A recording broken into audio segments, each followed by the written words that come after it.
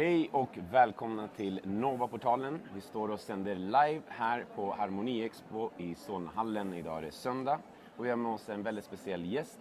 Det är nämligen ingen mindre än Zarathustra. Vi kommer göra den här intervjun på engelska för att han pratar inte svenska. Så att we switch it over to English now. It's just the introduction. Welcome. Well, I'm thank happy you very could much. join us for our interview. Yeah, I appreciate it. Thank you for having me. You're welcome. And you're working with fifth dimensional quantum healing and fifth dimensional quantum awareness. Yes. Tell us a little about that. Well, the fifth dimensional quantum healing and awareness is about raising vibrations to a higher frequency in a very short period of time. And the goal is to transform the recipients, the audience, the participants, and changing people in cellular memory and taking old information out of the cellular memory and replacing it with brand new information. And how do you do that? The way to do it is by raising their vibrations to a higher frequency. So I've developed different kind of techniques and methods of active meditations that helps the person to go from their mind to their heart. So that's how we basically do it. And how is your own stories? Like, how come you came into work with this? Well, When did it start? my spiritual quest started 30 years ago. And there was a series of different events that led one thing to another. But I came across some powerful healers in 1989, 1990, and in 1992 I went to India and I had an encounter with my guru, my main spiritual teacher named Punjaji Papaji. And his message was very simple. He was basically speaking about being silent, being quiet. And if you're capable of getting out of your head, not thinking, and coming to this quiet and silent place within your heart, then your vibration starts to change. So that's how it started it. And of course, eventually I was led to some shamans, healers, other teachers. And in 2009, I became fully activated as a healer. I had some healing energy come through me, but it wasn't consistent. But in 2009, I had a series of full-on activations. And ever since then, the energy current is continuously running into my body. And what happened at that specific moment or time? What happened is in a period of a few months, from March of 2009 till July, I started to hear voices, whispers in my ear, and there were these beings, entities, identifying themselves to me as my fifth dimensional guides, whispering into my ear and talking to me. And that's how it started it. And how come you think they chose you for that? I have no idea. Have you asked them? Why me? Yeah. Well, you always ask that because when you get out of normal life, the mainstream world, and you get pulled into the spiritual world, it's very confusing in the beginning. And sometimes, I don't know if you've seen the movie Matrix, and there was a part that this guy says ignorance is bliss. And that has happened to me many times that, oh God, I wish I didn't know about any of these things and I could live a normal life, but it's too late. I don't know why I was chosen to come on this path. Does it, sorry. Yeah, but it happened. Does it become like frustrating in some moments, like the type of work that you're doing? Yes, like anything in life, there's the up times and low times. You just have to ride it. And what are the big challenges for you? or has been? Trying to relay the message, and because sometimes you can clearly see that freedom is here, and when you have come to it and you've discovered your inner peace, and you live in this place that it's very simple, and you see other people suffering, and you're trying to point out to them how they can get out of this world of thoughts and emotions, and they don't get it, so it gets frustrating. And is it easier or more difficult to help like young people or older people in that type of work? I feel like helping young people, it's easier because they're more fresh and they're not conditioned. They're not as rigid as older people. So I'm hoping maybe in the future, if there's a budget, I can create a school especially for young people and teach them everything they need to know from early age, so they don't have to struggle with it when they get older. Like a Javier school in the mutants. Okay. The movies with the mutant X-Men, right? Okay. Have you seen the movies? No, I haven't. Okay. He has his own school for like the special gifted. Right. Like, yeah. to develop these kind of skills. Yeah. And Yeah. Traveling around the world, you have met a lot of different spiritual teachers and gurus and shamans, I can imagine. Has it been like in a specific of those people that has like really profoundly changed you or touched you or taught you something like? Yes, I've been blessed to come across a few real avatars. And now when I say avatar, I don't mean the Hollywood movie. I mean of beings that they were super beings, and they had, you can call them Superman, or they had superpowers. And I found them beyond the normal state of anyone I've ever met in my life. So they had definitely a very strong impact. And what did they teach you? It was more of a transmission than really speaking. My Satguru, Punjaji, his message was super simple, and he was talking about silence. He was speaking about be quiet. And it took me a number of years to really understand what he means, because when someone tells you be quiet, you naturally start thinking you shouldn't be thinking, but now you're getting your mind activated. But when you really understand what silence is, that's a whole different thing, because you could be speaking from silence, you could be in action from silence. That's very much different than when you're operating from your mind. But more than just the words, just be quiet, it was the transmission that I received from my teacher.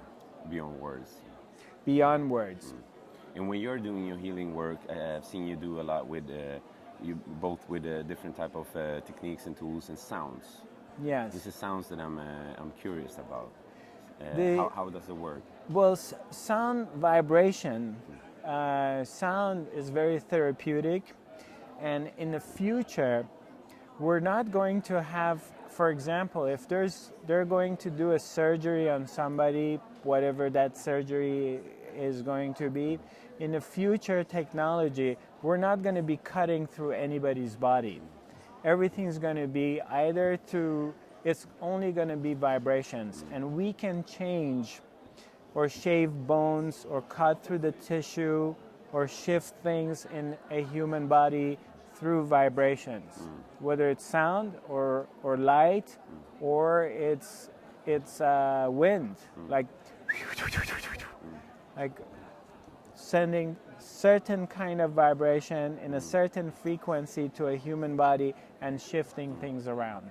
And there are actually like not seen them by myself, but like there are type of technology. Sorry for that. Technology that actually has been since way back that has been working in the same type of way, right? Changing the frequencies in the cells, in the organs, and thereby healing it and changing. Yes. It's basically in the how do you say, in the base it's the same, right? Yes, yes, absolutely. You know, you can see it in some of the expos that they're having these lasers they've been using. Exactly. And of course, they're using laser in the medical industry. But I think in a close future, probably in the next 10, 15 years or 20 years, cutting through a human body is going to be obsolete. And how do you see, like, where we are right now, the challenges as a humanity and the changes that we have to do, like conscious-wise? How do you see it? Well, I see it that every single change starts with me, with you. We have to change something within ourselves first. If I can't just change something in myself, then I really don't have any rights to ask for change in the outside world. Can I just change a simple habit? Let's say if I'm a smoker, which is, you know, can I stop smoking? Can I change something within myself? If I can change something within myself, then that's going to have an impact in the world.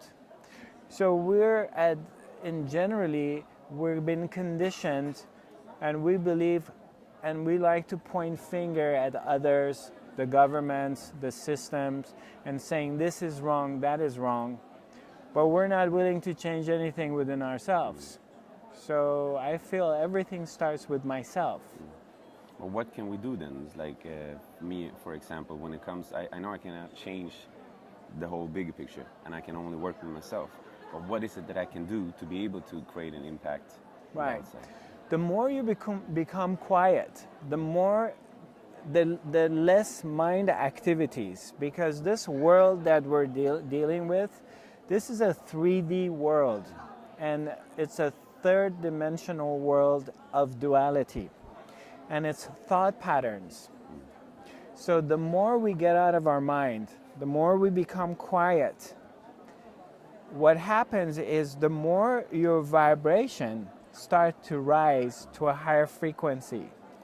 As you become quiet and dive into silence, your vibration rise, and now you're vibrating in a higher frequency. So it's like you've already changed the TV channel. Your reality changes.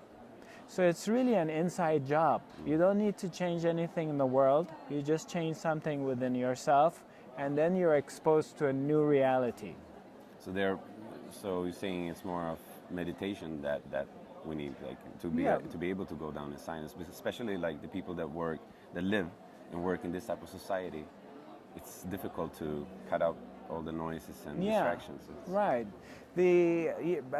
I don't know if it was in New York City or somewhere like that a group of meditators, they started to meditate and do ohms for maybe an hour or two, and it dropped the crime rate by 70% in New York City in that day.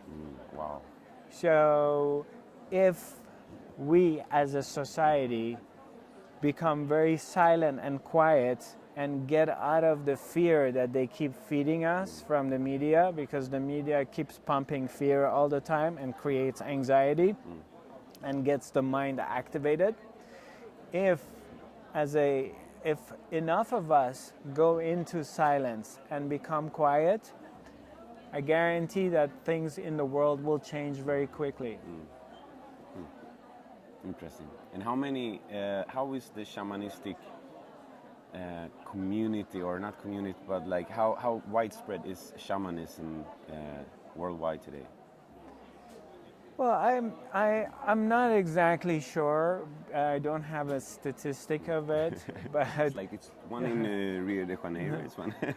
Shamanism has always been around, and obviously by the development of the internet and social media, it's becoming more exposed, and it's getting out there more and more people are putting out their abilities and sharing it with other people, because in the past you had to go maybe to Amazons or go somewhere in Africa or someplace to find a shaman, and nowadays it goes both hands. On one hand, there may be a lot of people pretending they're shamans. And then on the other hand, you have more exposure these days. I don't really know how big spread of shamanism is around the world. But you are teaching people your techniques and stuff? I'm going to start for the first time in Norway, which is going to be on the weekend of April 15th and 16th. I'm going to be offering and teaching fifth dimensional quantum healing on a 2.5-day course. What is it that you teach them then? I'm going to teach them the principles of the fifth dimensional quantum healing as far as developing how to open up your third eye, to be able to scan the body, to read the aura, and also how they're able to connect to a human body's field and starts removing all the information out by cleaning the body and transferring brand new information. Sounds really interesting. All right, we're gonna finish up this interview. I'm so glad you came to join us here. Do you have any last words for our viewers? Well, I'm message? very grateful to be here. What I like to share with everybody is what we're really looking for is already within ourselves. It's not out there. And all that it requires is really to take a few moments, sink into our hearts and become quiet and move from the head to the heart and away from the fear. And there's nothing in this world that you can be afraid of or you should be afraid of. There is no boogeyman. Just sink into your heart, go into silence, and you will see that you're completely connected with the entire existence. Så här, visa ord från Zarathustra. Så att nu när vi är klara med det här så kan ni blunda ner, ta några djupa andetag så ses vi igen vid en sändning klockan 12 då vi har en till intervju. Tack så mycket and thank you so much for joining us. My pleasure. Nice meeting you. Same.